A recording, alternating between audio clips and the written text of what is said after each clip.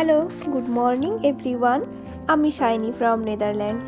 আর বাড়িতে আছি মানেই তখন সকালটা শুরু হবে আরও একটু সুন্দরভাবে।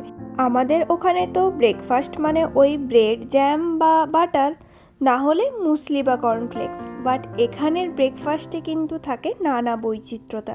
কোনো দিন লুচি তরকারি, কোনো দিন আবার মুড়ি চপ। তবে আজকে হচ্ছিল বেগুনি। এইদিকে মা বেগুনিগুলোর জন্যে বেসনটা খুব ভালোভাবে ফেটিয়ে নিয়েছে, আর অন্যদিকে কড়াইতে তেলও গরম হয়ে গেছে। এরপর তাহলে বেগুনিগুলোর তেলে যাওয়ার পালা।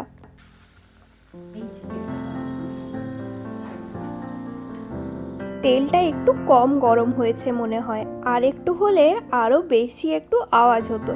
তবে ঠিক আছে, নেক্সটটা যখন দেওয়া হবে তখন হয়তো ঠিকঠাক হয়ে যাবে। চিটকানো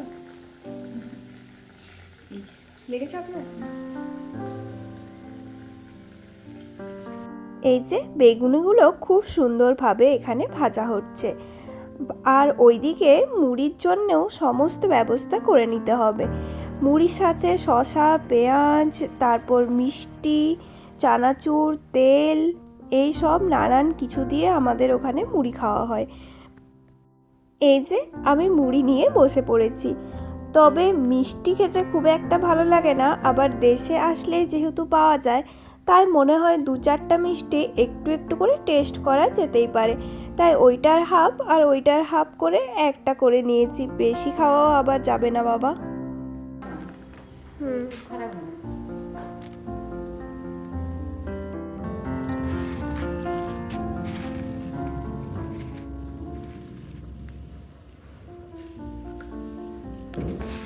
আজকে মুড়িটা খাওয়া হয়ে গেলে আপনাদেরকে নিয়ে যাব আমাদের বাড়ির আমার সব থেকে পছন্দের জায়গায়।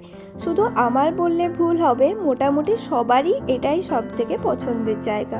সকালবেলায় ঘুম থেকে উঠে 1 কাপ চা নিয়ে ছুট্টে এখানটায় চলে আসার পরই যেন মনটা ভালো হয়ে যায়।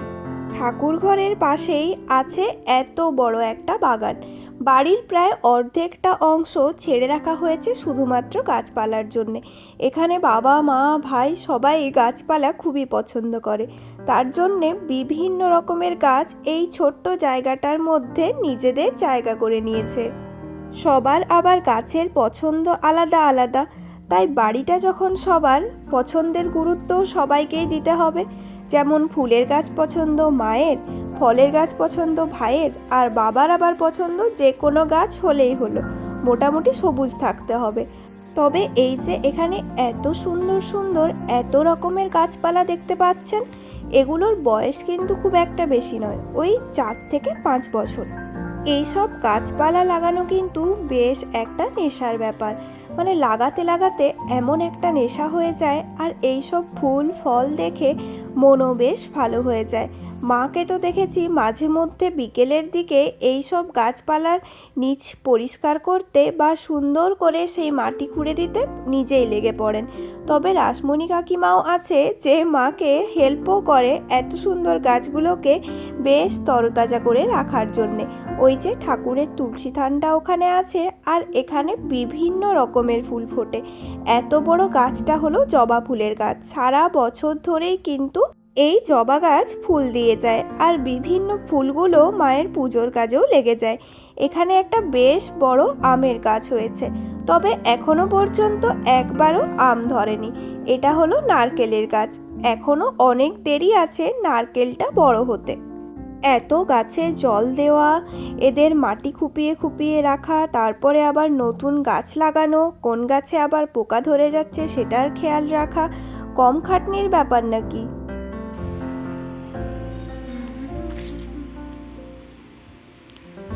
এই যে সজনে গাছটা, এই গাছটাতে তো এত সজনে ডাঁটা হয় যে পুরো পাড়াকে দিয়েও শেষ করা যায় না। আগের বার যখন ওখানে ছিলাম তখন বেশ অনেক দিন ধরেই খেয়েছিলাম, তবে এবারে আর সেই সৌভাগ্য হলো না। এখানে একটা বেশ বড় পেঁপের গাছ ছিল, তবে কদিন আগেই সেই গাছটা ঝড়ে পড়ে গেছিল। তারপর আবার একটা পেঁপে গাছ লাগানো হয়েছিল। এই যে এটা এখন খুবই ছোট আছে, হতে আরও বেশ কিছুদিন টাইম লাগাবে। আর ওই যে দূরে একটা কাঁঠাল গাছ দেখালাম না, ওটাও ছোটই। এখানে ছিল একটা স্থলপদ্মের গাছ, আর এই যে জবা গাছটা, এটাতে কিন্তু ফুল হতেই থাকে। ছোট্ট ছোট্ট কুঁড়ি যেগুলো হয়ে আছে সেগুলো কালকে সকালে ফুটে যাবে।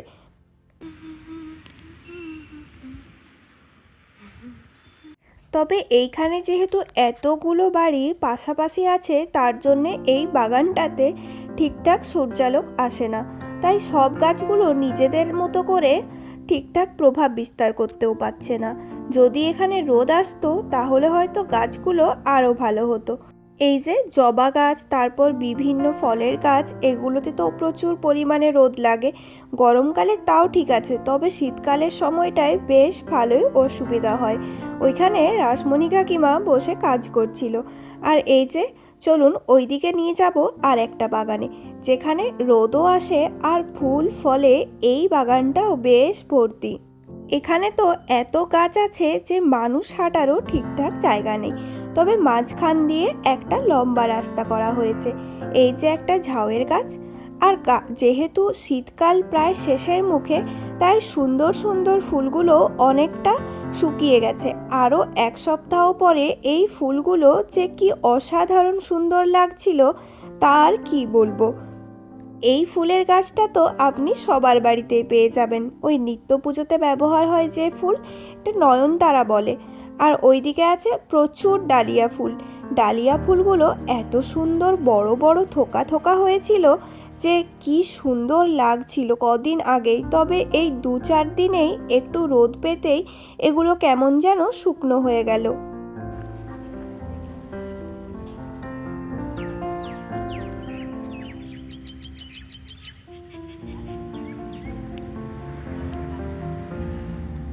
এই যে বিকেলবেলায় সুন্দর পাখি ডাকছে আর এত সুন্দর ফুল ফুটে আছে, আর বিভিন্ন রকমের পাতাবাহারির গাছ, কি অসাধারণ সুন্দর একটা বিকেল।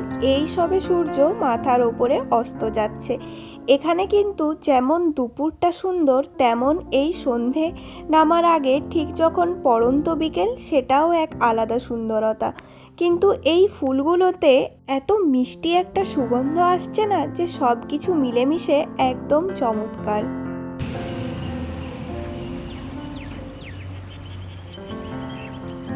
এখানে অনেক রকমের পাতাবাহারির গাছ দেখলাম, আর যে গাছগুলো দেখতে বেশ সুন্দর। আর ঝাউ গাছগুলো যখন বড় হয়ে যাবে দেখতে কিন্তু অসাধারণ সুন্দর হবে। এটা একটা স্থলপদ্মের গাছ, সকালে বেশ সুন্দর ফুল ফুটেছিল, তবে তখন আবার ভিডিও করা হয়নি। এই যে ডালিয়া ফুলটা দেখুন কি চমৎকার, কিন্তু ওই দিকের ডালিয়া ফুলগুলো এত সুন্দর ছিল। চলুন এরপর তাহলে একটু বাড়িতে যাই। বাড়ি থেকে একদম ছাদে এলাম, ছাদ থেকে আপনাদেরকে এই ভিউটা দেখাবো বলে। পুরো দিগন্ত বিস্তৃত মাঠ, যতদূর চোখ যায় শুধুই সবুজ। প্রকৃতির সাথে আমাদের সবচেয়ে নিবিড় সংযোগের একমাত্র মাধ্যম হলো এই গাছ। চলুন, এই করতে করতে তো আমাদের এখান থেকে যাওয়ার সময় চলে আসলো। প্রচুর প্যাকিং বাকি আছে এখনো পর্যন্ত। সব কিছুই অনলাইনে ডেলিভার করে দিয়ে গেছে, আর প্রত্যেকটা জিনিস প্যাকেটের মধ্যে এখনও প্যাকেটিং অবস্থায় রয়ে গেছে। সেগুলো সব খুলতে হবে, তারপর ট্রলির মধ্যে রাখতে হবে। অনেক অনেক কাজ। এই যে এই সব প্যাকেটগুলোতে ওই গ্রসারির জিনিসপত্রই ভর্তি আছে। কিছু এসেছে অ্যামাজন থেকে, কিছু ফ্লিপকার্ট থেকে, আর কিছু ওই বাড়িতে বাবা দিয়ে পাঠিয়েছিল সেই সব আর কি। চলুন এই প্যাকেটগুলো ওপেন করি তাহলে।